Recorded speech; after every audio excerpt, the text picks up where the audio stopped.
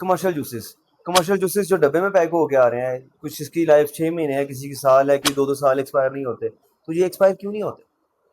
کیونکہ اس کے ایکسپائر ہونے کی جو وجہ ہے وہ یہ ہے کہ اس کے اندر جو اوریجنل پھل ہی نہیں ہے، اس کے اندر پریزرویٹو بہت زیادہ ہے، اس کے اندر فلیور ہے، اس کے اندر شوگر لیول ہے، اس کے اندر جو اس کے علاوہ جو ہم کسی جگہ پہ، مطلب میرا دل نہیں چاہتا کہ کسی کی روزی پہ جو ہے نا وہ ٹانگ ماری جائے، لیکن بعض جگہ پہ یہ معاملہ چلتا ہے کہ آپ پھل جوس پینے جاتے ہیں کسی ریڈی کے اوپر اور پتہ نہیں ہوتا کہ اس کے اندر کیا کیا چیزیں ملا رہے ہیں، اس کے اندر چینی ڈال رہا ہے کہ اس کے اندر وہ سکرین ڈال رہا ہے، چانا میٹھا ڈال رہا ہے، کیا چیز ایڈ کر رہا ہے.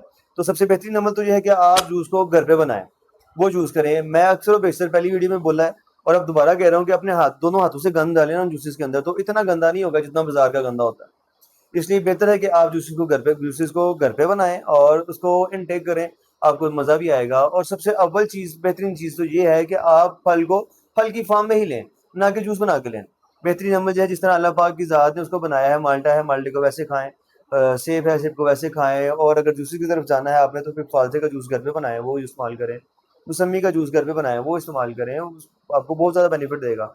اور اس کے علاوہ بہت ساری چیزیں ایسی ہیں جن کا انٹیک کرتے ہوئے، مطلب آپ چاہ کچھ اور رہتے ہیں لیکن ساتھ میں ایز اے بائی پروڈکٹ بہت سی چیزیں بنتی ہیں. جیسے کہ آپ ملک شیک یوز کرتے ہیں، کیلے کا ملک شیک باڈی کو بناتا ہے اور اس کے اندر پوٹاشیم بہت زیادہ ہے، بہت اچھی چیز ہے، میں خود لائک کرتا ہوں. لیکن یہ بات یاد رکھیے گا کہ جو کیلے کا ملک شیک پینے کے بعد پھنسیاں اور پھوڑے کے اٹیک بڑھ جاتے ہیں، جو خون کے اندر گندگی بڑھ جاتی ہے، ریشے کا کانٹینٹ بڑھنا شروع ہو جاتا ہے اور دانے نکلتے ہیں اور دانے پیپ والے ہوتے ہیں.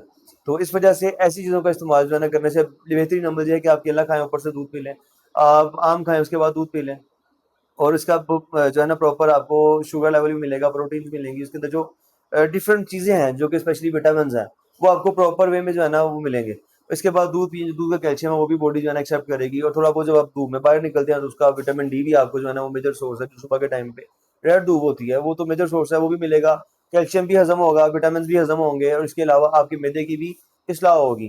اور یہ مطلب ظاہری بات ہے، سمپل سی چیز ہے، جو کہ ڈبے والی جوسز ہیں دنیا بڑا لائک کرتی ہے، لیکن پریفر کریں کہ آپ اپنے گھر پہ اپنے سامنے نیچرل وے سے جو چیز اللہ پاک نے بھیجی ہوئی ہے اس کو ویسے ہی یوز کریں. تو اس کا فائدہ، اس کا بینیفٹ بہت زیادہ ہوگا. اور ایز اے بائی پروڈکٹ جو ہے کوئی خارش یا ریشہ یا پھنسی یا پھوڑا یا دانا، ایسا کچھ نہیں باڈی کو لیا آئے گا. اور اپنے میزبان حکیم حشمت حسن کو دیں اجازت. السلام علیکم ورحمۃ اللہ.